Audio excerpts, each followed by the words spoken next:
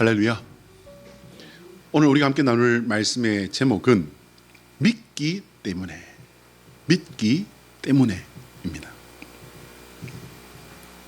지난 주일에 이어 이번 주도 바탕화면 사진으로 말씀을 한번 열어볼까 합니다. 오늘 바탕화면에 있는 저 꽃이 여러분 크게 확대가 되어 있어 그렇죠? 상당히 눈에 익으실 거예요. 왜냐하면 우리 주변에 굉장히 흔한 꽃이기 때문입니다. 여러분, 그러면 저 꽃의 이름 혹시 아시는 분 계십니까? 역시 자연을 사랑하시고 산을 사랑하시는 분이라 제비꽃입니다. 근데 특별히 저게요, 콩제비꽃이라는 것도 있고 또 분홍제비꽃이라는 것도 있더만요. 근데 이 꽃은 뭐냐면요, 흰제비꽃이에요.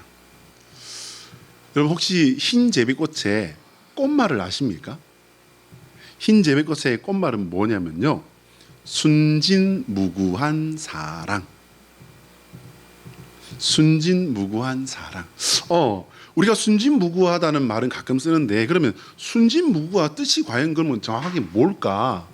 뭐냐면요, 여러분 이거는 새기셔야 돼요. 마음과 몸이 아주 깨끗하여 조금도 더러운 때가 없음. 때묻지 않은 아주 깨끗한 몸과 마음을 말한다라는 것입니다. 그런 사랑, 여러분 이런 사랑이 어디 있을까요? 순진무구한 사랑. 보통 사랑의 종류를 크게는 3가지로 말하고요, 또 조금 이렇게 나누어서 말할 때는 6가지로 말하는 분도 있습니다. 크게 그럼 3가지는 어떤 게 있을까요? 우리가 잘 알고 있는 에로스 사랑이 있고요, 필리아 사랑이 있고요, 아가페 사랑이 있어요. 그러면 이 에로스의 사랑은 어떤 사랑입니까? 에로스의 사랑은 남녀 간의 성적인 사랑을 말하는 거예요. 이거 아무나 이렇게 적용하시면 큰일 납니다. 누가요? 하나님께서 허락하신 나의 배우자. 자, 2번째는요, 필리아예요. 필리아는 뭐냐면 친구 간의 사랑 혹은 또 우정을 말하는 것입니다. 3번째는요, 우리가 잘 알고 있는 아가페 사랑이에요. 이 사랑은 뭐냐면요, 이타적 사랑을 말하는 겁니다. 그러니까 남을 위해 준 사랑이에요, 희생하는 사랑이에요, 무조건적인 사랑이에요. 자, 그러면 대표적인 이런 3가지의 사랑을 이렇게 보았는데, 그럼 그 중에서 어떤 사랑이 으뜸일까요?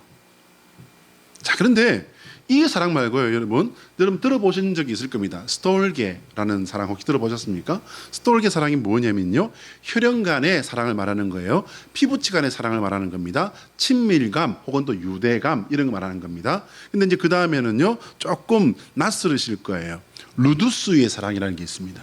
루두스 사랑이 뭐냐면요, 재미로 하는 유의적인 사랑이에요. 여러분 이거 순진무구하고 멀어져요, 가까워져요? 잘 모르겠는데 가까워지는 건 아닌 것 같아요. 그리고요, 프라그마 사랑이라는 게 있습니다. 프라그마는 또 뭐냐면요, 이성적, 논리적, 현실적 사랑이라는 거예요. 프라그마 들어본 것 같기도 하고. 플라즈마입니다. 여러분 들어보신 건요, 플라즈마가 아니고 프라그마라고 하는 사랑이 있습니다. 그리고요, 이제 마니아라고 하는 사랑이 있어요. 여러분, 마니아 들어본 것 같기도 하고 아닌 것 같기도 하고.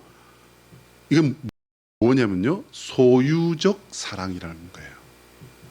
이렇게 기타 등등의 사랑이 있는데 생각보다 사랑이 많지요, 종류가. 자, 여러분 아까 제가 말씀드린 것처럼요, 이 중에서 최고의 사랑으로 사람들이 보통 상식적으로 이게 꼽아주는 사랑이 한 가지 있죠. 이게 뭡니까? 아가페 사랑입니다. 아가페 사랑. 그러면 여러분, 왜 교회 다니는 사람이나 안 다니는 사람이나 사랑 그러면은 아가페 사랑이 최고죠 라고 이렇게 말하는 걸까요? 우리가 이거를 조금 생각을 해보는 게 좋지 않을까 싶습니다. 왜냐하면 가장 이 순진무구, 그러니까 깨끗하고 차원 높고 가장 깊은 사랑, 가장 사랑다운 사랑, 이라서 이렇게 아가페 사랑을 사랑 중에 최고의 사랑으로 꼽아주는 건가, 이렇게 생각할 수도 있습니다. 자, 여러분은 어떻게 생각하십니까? 자, 그러면 우리가 생각을 좀 도움을 받기 위해서 백과사전을 한번 들여다보겠습니다. 백과사전에 사랑이 뭐라고 되어 있냐면요. 자, 보시면요. 깊은 상호 인격적인 애정에서 단순한 즐거움까지 아울러서, 그러니까 아우른다는 거예요.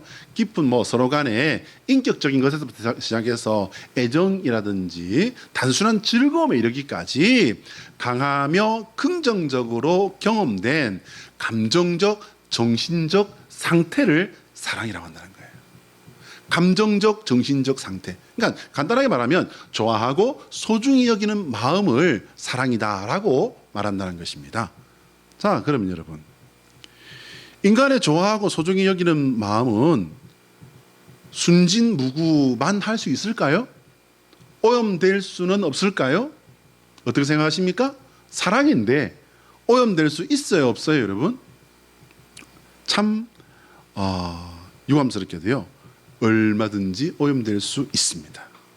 사랑 중에 여러분, 아까 제가 꼽아드렸던 마니아라고 하는 것, 여러분 혹시 귀에 익다고 말씀드렸는데 이 뜻이 뭐냐면요, 여러분 아십니까? 자동차 마니아, 예? 또 술 마니아. 여러분 술 마니아 있습니다. 술 알코올 중독자 이런 게 아니라도요, 와인 마니아, 혹은 또 소주 마니아, 등산 마니아, 뭐죠? 심지어는 인형 마니아도 있어요. 프라모델 마니아, 밀떡 마니아. 지극히 이기적이고 조금 심하면요, 이 마니아라는 것은요, 정신적인 집착으로 갈 수 있고, 집착이 조금 더 깊어지면 병리적인 현상으로 가서 이게 뭐가 됩니까? 정신병이 되는 겁니다. 여러분, 성적인 사랑은 어떻습니까? 에러스도 경우에 따라서는요, 절대로 인정할 수 없는 경우도 허다합니다. 혼의 사랑이라든지 동성 간의 사랑 등등. 혼의 사랑이라는 것은 뭐냐면 결혼 전의 사랑 이런 거 말하는 거 아니에요. 시대적으로 이것은 얼마든지 용인될 수 있는 그런 때도 있습니다. 요즘은 그렇습니다. 근데 제가 어릴 때만 하더라도요, 결혼 전에 만약에 어떤 사랑을 했다 그러면은 저거 어디다 쓰나 저거 이렇게 적였는데, 지금은요, 그래도 좋으니까 어쨌든 사랑 찾아가지고서 어떻게 너 짝만이라도 좀 지어봐라 이것들아 라고 말하는 세상이 되어버렸지 않습니까? 이 혼외의 사랑은 뭐냐면요, 결혼한 정식의 부부 외의 사랑을 말하는 거예요. 그뿐 아닙니다, 여러분. 동성 간의 사랑도 있어요. 참이 불편한 건데요. 그리고 또 어떤 경우는요, 입에 담을 수도 없는 그런 것을, 그런 감정, 자기가 좋아하고 거기에 사실은 병든 집착인데 그것을 사랑이라고 말하는 경우도 있어요. 하나님의 사랑이 가장 높은 가치의 사랑인 것은요, 여러분, 사람들은 그것을 이타적 사랑이다, 희생하는 사랑이다, 베푸는 사랑이다, 그렇기 때문에 차원이 높은 것이다 라고 말할 수 있습니다. 그러나 우리 신앙인들은 조금 더 다른 해석을 할 수 있어야 됩니다. 뭡니까, 여러분? 하나님이 하신 사랑이기 때문입니다. 내가 받은 사랑이기 때문입니다. 그리고 내가 닮아가야 할 사랑이기 때문입니다. 할렐루야. 가장 사랑다운 사랑이고 깨끗하고 헌신적인 사랑을 하나님께서 이루신 겁니다. 그래서 그 사랑에 가장 가까운 사랑으로 인간 세상에 존재하는 가장 숭고한 사랑을 우리에게 하나님이 알게 하셨죠. 이게 뭡니까, 여러분? 부모님의 사랑입니다. 자, 한번 따라할까요? 하나님의 소원은 우리가 예수 그리스도 안에서 하나님을 참 마음으로 사랑하는 성도가 되는 것이다. 자, 시작. 하나님의 소원은 우리가 예수 그리스도 안에서 하나님을 참 마음으로 사랑하는 성도가 되는 것이다. 할렐루야. 오늘 말씀을 통해 하나님을 향한 참 마음의 사랑을 결단하는 성도 되시기를 예수 그리스도의 이름으로 축복합니다. 예수님께서 바리새인들이 자신들이 많이 논쟁하는 아주 어려운 질문을 던지시는 그런 상황을 맞이했습니다. 그것은요, 다름 아닌 이혼에 관한 문제였어요. 그러면 이혼에 관한 문제는요, 구약 성경에도 이것이 분명하게 딱 정리가 되어 있을 정도로 굉장히 오래 전부터 사람 사는 세상에서 이것이 문제가 되었고 중요한 문제였습니다. 그러니 이것이 쉽게 이것은 율법에 나와 있는 부분이기 때문에 어렵지 않게 이것은 답을 낼 수도 있는 그런 문제였겠죠. 그런데 쉬워 보이는데 그게 함정이었다는 거예요. 예수님께 드리는 질문의 목적은요, 너무나도 뻔한 것이었습니다. 공경에 빠뜨리는 함정, 바로 그것이었습니다. 2절 말씀에 보면요, 사람이 아내를 버리는 것이 옳으니까? 라고 예수님께 질문을 합니다. 이건 드린 게 아니라 한 거예요. 어쩜 이렇게도 말도 무례하고 격도 낮게 했는지, 이걸요, 여러분, 제가 경상도 사람이지만은 경상도 말로 벗어 아재요, 마누라를 갖다가 버리는 거 어찌 생각하요? 라고 물어봤다고 하면은 뉘앙스를 제대로 살린 게 아닐까 생각이 들더라고요. 여러분, 우리 속담에 말 한마디에 천냥빛을 갚는다라고 하는 말이 있지 않습니까? 이거는 그만큼 이 말이라는 것이 어떻게 하느냐에 따라서 참 이게 중요하다.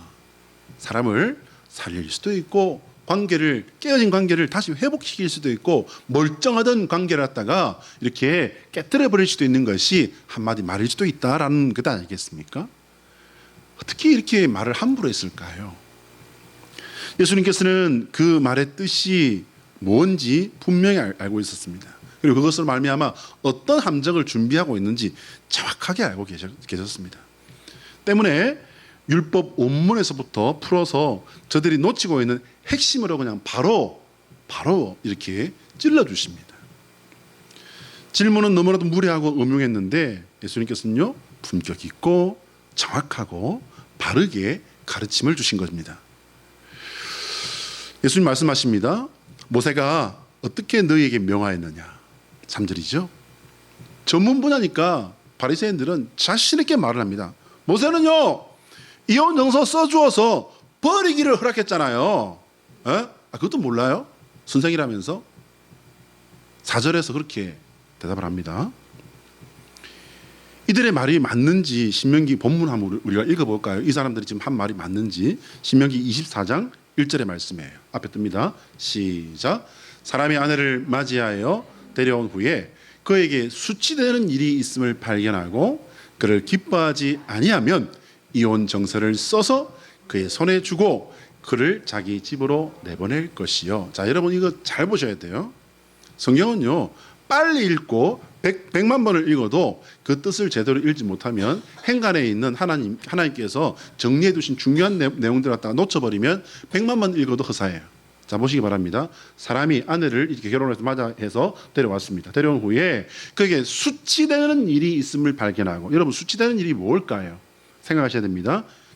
질문 하나, 그를 기뻐하지 아니하면 이라는 거예요. 자, 보세요 여러분, 수치되는 일을 발견했어요. 그런데 기뻐하지 아니하면이라고 하는 말을 하다 딱 뒤집어 놓으면 뭐가 됩니까 여러분? 그럼에도 불구하고 기뻐할 수도 있다는 말이잖아요. 안 그럴까요?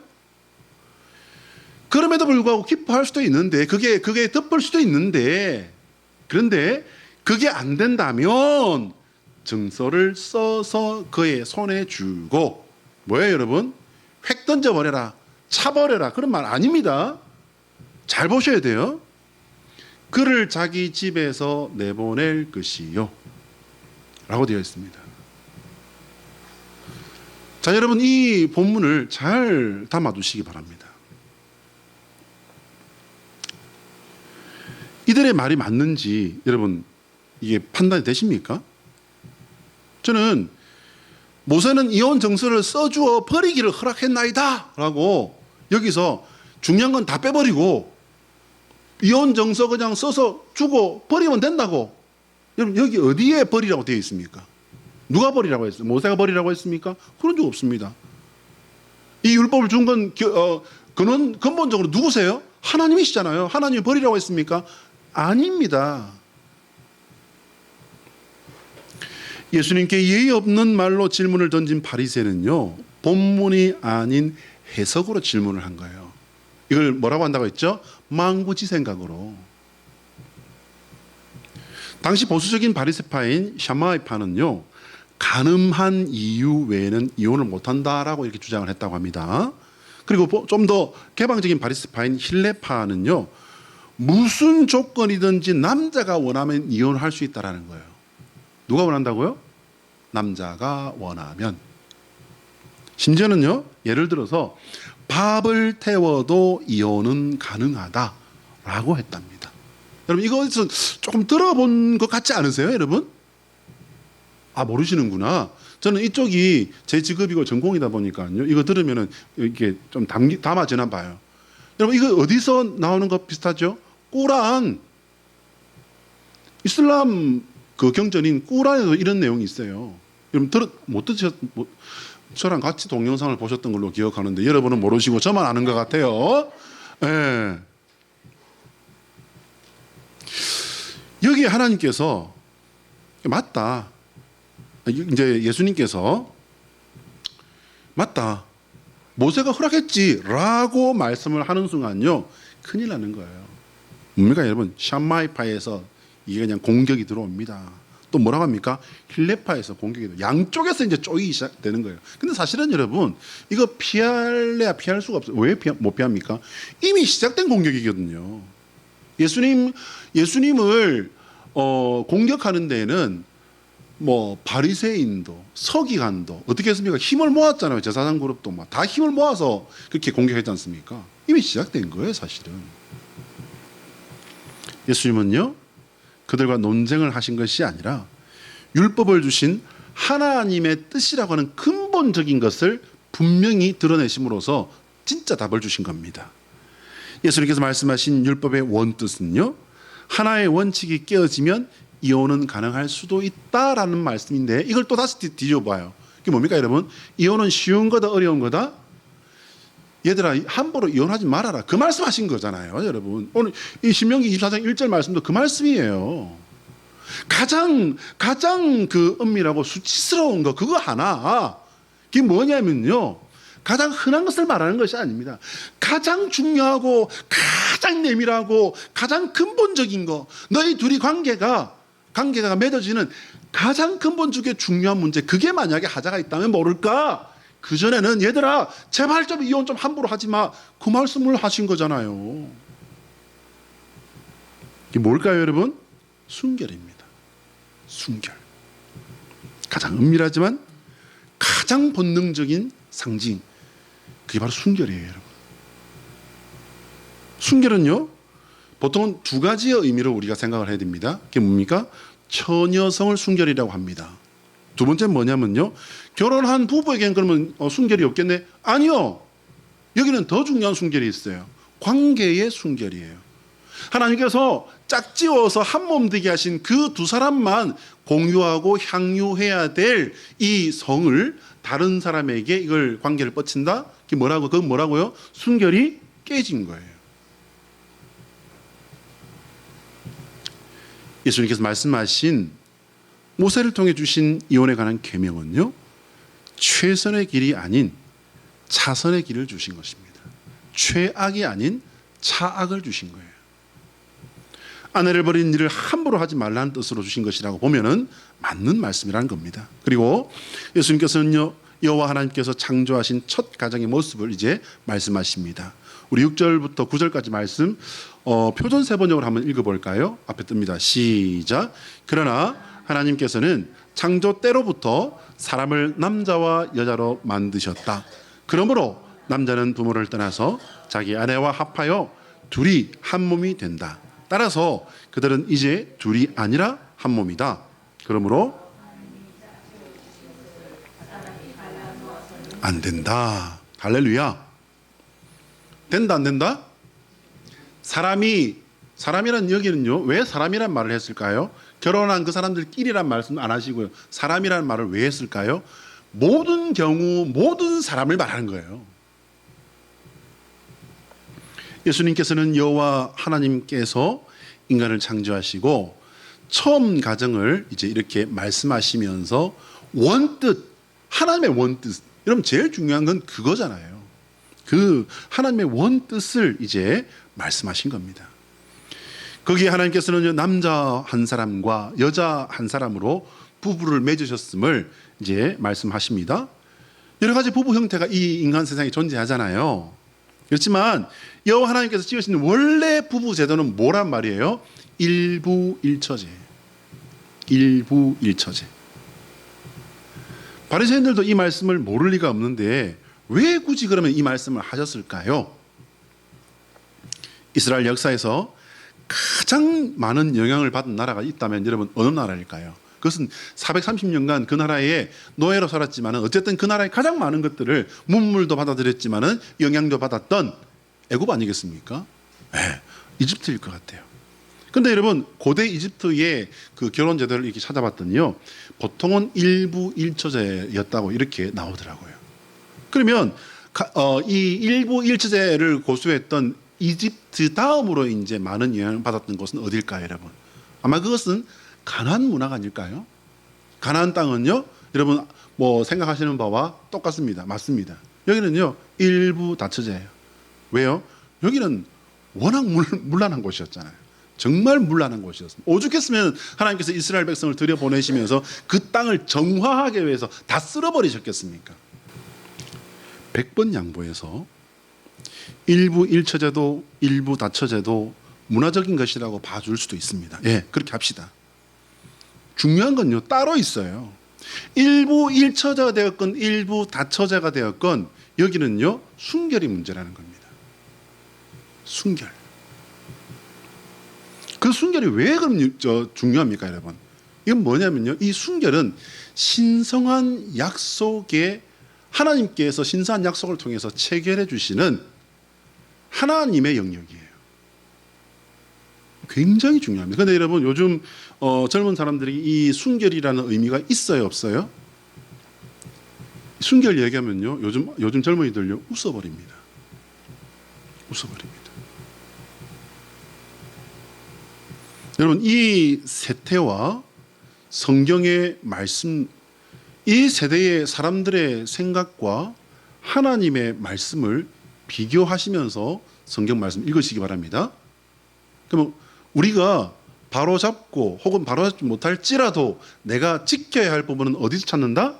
세대의 유행과 세대의 가치관에 찾는다? 그러면 우리는 성도일 수가 없죠. 성도는 하나님의 말씀에서 내가 지켜야 될 것을 찾는 사람인 줄로 믿으시기 바랍니다. 바리새인들은 순결과 신성한 약속보다요 자기들이 생각하는, 자기들이 논쟁하는 옳고 그름을 가지고서 지금 와서 예수님께 떼를 쓰고 있는 겁니다. 종교 지도자들의 혼란은요 그들을 따르는 자들이 죄 지을 기회로 삼는다는 거 여러분 생각하시면 좋겠습니다. 죄 지을 기회가 뭡니까? 딴짓할 기회예요. 딴 길로 갈 기회예요.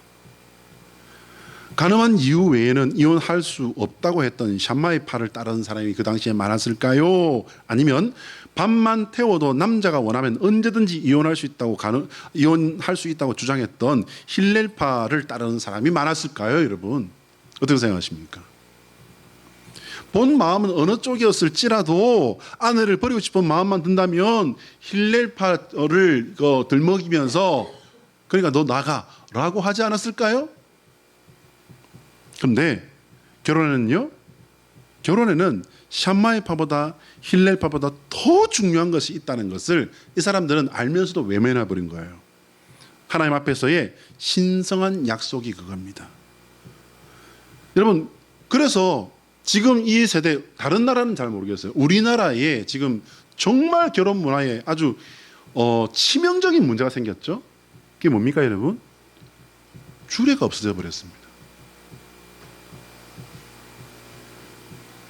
이름도 성도 모르는 아저씨를 세워놓고 주례사라고 할 바에서 우리끼리 그냥 약속하고 말자 이러고 결혼 정서에 뭐 사인하는 퍼포먼스 한다든지 뭐 아빠 엄마 나와가지고서 내가 너를 어떻게 키웠는데 어쨌든 너가 결혼하려고 했는데 참 좋다. 그 울면 뭐 할 거예요. 결혼이라는 자체는요 우리나라도 옛날부터 뭐 했습니까, 여러분? 결혼은 제사예요, 제사. 신 앞에서 하는 약속이에요. 그래서 신 앞에서 어디까지 약속을 합니까? 검은 머리가 뭐 될 때까지? 팥불이 될 때까지. 요즘은 뭐 염색약이 워낙 잘 나와서 팥불이 되는 사람 잘 없는 것 같습니다만은 그래도 좀 있으면 팥불이가 밑에 보이잖아요. 거의 다 왔는데 그냥 팥불이 캐기도 전에 이혼해 버리는 그런 분들 많지 않습니까? 오죽했으면 이혼했겠습니까? 많은. 문제는 신성한 약속이에요, 여러분. 성경에도 이것은 분명히 나와 있습니다. 그런데 하나님께서 택하신 백성이라고 하는 그 선민 이스라엘 예수님 시대에 그 열심히 있었던 사람들도요, 이거를 외면했다는 거예요. 종교 지도자들이 이러니 일반 백성은 여러분 말할 것 있겠습니까? 왜 하나님은 결혼을 하나님 앞에서 신성한 약속으로 하게 하셨을까요, 여러분? 예수님의 설명은 8절로 9절에 나오고 있습니다. 우리 8절 9절 같이 한번 읽어볼까요? 앞에 뜹니다. 시작. 둘이 한 몸이 된다. 따라서 그들은 이제 둘이 아니라 한 몸이다. 그러므로 하나님이 짝지어 주신 것을 사람이 갈라놓아서는 안 된다. 할렐루야. 여러분, 왜 하나님께서 신성한 약속으로 하게 하셨냐면요, 첫 번째는 하나님께서 그 둘을 한 몸으로 묶으셨다는 거예요. 한 몸으로 묶으셨다는 게 너무나 중요하지 않습니까? 근데 여러분, 이거를 누가 하셨냐가 진짜 제일 중요한 거죠. 누가 하셨다고요? 하나님이. 두 번째는요, 부부라는 그 관계에는 하나님의 뜻이 거기에 머물러 있다는 말씀을 지금 주시는 거예요. 하나님께서는 남편과 아내가 두 사람이 한 몸 되는 가장 모범적인 가정을 제시하신 겁니다. 가장 모범적인 가정은요, 이미 창세 때부터 하나님께서 분명히 보여주셨어요. 그것은 하나님께서 세우신 질서인 것입니다. 그것은 단순히 인간과 인간의 가정뿐 아니라 하나님과 인간의 가정도 함께 계신다는 거예요. 그래서 이것은요, 남자와 여자가 이루고 있는 그 내외간의 그 가정만을 말하는 것이 아닙니다. 혼자 사는 가정도 마찬가지라는 거예요, 여러분. 이게 중요한 겁니다. 뭐죠? 하나님께서 인간 가정을 만드시면서 말씀하신 건 뭐냐면요, 나와 너의 가정을 지키라는 거예요. 누구와 누구라고요? 하나님과 나의 가정. 이것을 가정이라고 하나님 말씀하시는 겁니다. 하나님께서는 인간 가정을 통해 하나님과 거룩한 백성의 관계를 순결한 관계로 명령하신 겁니다. 여러분, 구별이라는 이 거룩의 목적이 무엇입니까? 거룩하신 하나님을 만나고 그분과 관계를 위해 성도는 거룩 명령을 따라야 되는 것입니다. 거룩 명령은요, 옛날 광야 공동체에서뿐만 아니라 오늘 우리 한 사람 한 사람에게도 동일하게 주어진 하나님의 한결같은 명령이라는 사실을 여러분 잊지 마시기를 바랍니다. 그 거룩을 위해 하나님께서는 당신의 외아들을 십자가에 달려 죽게 하신 일까지 이루셨습니다. 그리고 이것은 오늘날까지 믿는 사람뿐 아니라 기독교 신앙을 갖지 않은 사람들에게까지도 사랑 중의 사랑, 아가페 사랑은 사랑 중의 사랑이다라고 모두가 다 인정하는 사랑인 것입니다. 하나님은 그 사랑을 하신 겁니다. 한번 따라할까요? 예수 그리스도의 십자가는 성도가 거룩한 이유입니다. 시작. 예수 그리스도의 십자가는 성도가 거룩한 이유이다. 또한 이 말은요, 성도가 거룩해야 할 이유입니다. 왜요? 예수님의 십자가, 그 십자가를 통해서 하나님께서 우리에게 주신 목적이 있어요. 주신 목적이 있습니다. 당신이 십자가까지 올라가면서 이루신 그 목적이 바로 우리의 거룩이라는 거예요. 인간이 살아온 모든 역사 속에 가장 강렬한 사랑은 2000년 전 골고다 언덕에 십자가에 달리신 하나님의 사랑입니다. 이 사랑은 최고의 사랑으로 모든 세대, 모든 사람들이 인정하고 찬미하지만 이 사랑을 본받아서 나도 따라야 할 생각은 사람들은 가히 엄두도 내지 못하지요. 세상 사람뿐만 아니라 우리 성도들도 사실은 마찬가지입니다. 그러나 세상 사람들은 하나님의 사랑을 최고의 사랑으로 기억하고 인정할 뿐이지만 우리는 그 사랑이 나를 위한 하나님의 사랑이라고 받아들이고 감사하고 찬양하는 것입니다. 그래서 우리가 성찬식을 지금도 예수님께서 기념해라, 행해라, 따라라, 기억해라 라고 하신 그 말씀을 지금 2000년이 지난 지구 반대쪽에 살고 있는 우리도 지금 하고 있지 않습니까?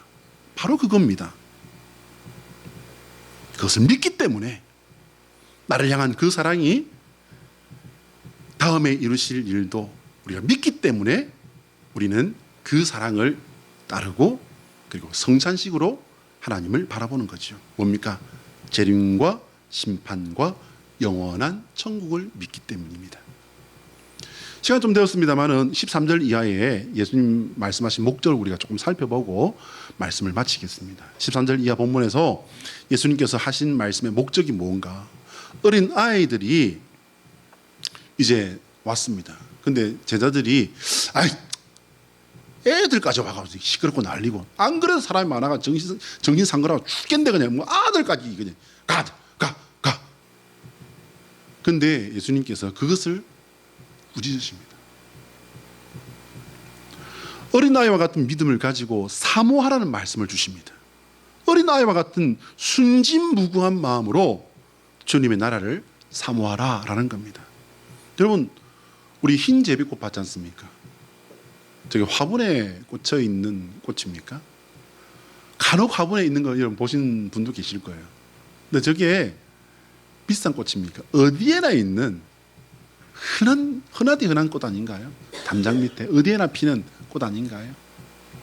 하나님이 왜 그렇게 흔하게 우리에게 흰 제비꽃을 주셨을까? 여러분 생각해 보시기 바랍니다.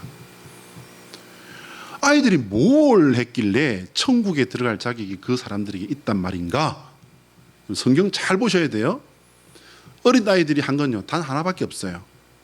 예수님 바라보고 예수님께 나온 거 하나밖에 없습니다. 그것은요 호기심일 수 있습니다. 대단한 분이라니까, 병 고친다니까, 복 주신다니까, 사람들이 따른다니까 호기심일 수 있습니다. 심지어 예수님의 치유 기회 혹은 복 받는 기회로 생각하고 나온 그런 아이도 있을 수도 있고 그런 부모님의 또 자식들일 수도 있어요. 그러나 그들이 가진 너무나 작은 겨자씨 마음은요 예수님이면, 예수님이라면, 예수님이니까 라면이 되었건 이면이 되었건 이니까가 되었건 가장 중요한 거, 하나님께서 바라신 거, 하나님이 주목하시는 건 딱 하나밖에 없어요. 예수님. 예수가 아니라 예수님, 예수 그리스도, 나의 주님. 예수님을 중심에 품고 나아가면 그 다음은 예수님께서 하십니다. 어떤 사람은 며칠 만에 뚝딱 그런 은혜를 받을 수도 있고요. 몇 년 혹은 수십 년이 걸리는 이도 있습니다. 어떤 사람은요 평생 예배당 문턱을 드나들어도 안 되다가 마지막 순간에 겨우겨우 되는 그런 분도 있어요. 중요한 것은요 내가 예수님을 바라고 나아가는 것에서부터 우리의 마음이 시작된다는 겁니다. 하나님께서는 결코 이 마음을 그냥 내버리지 않으십니다. 왜냐하면 사람들을 위해, 그 마음을 위해 하나님께서 십자가에 올라가셨기 때문이지요. 우리는 그 하나님을 믿기 때문에 오늘도 한 사람의 성도요 예배자로 주님께 나와서 나를 드린 줄 믿습니다. 기도하겠습니다.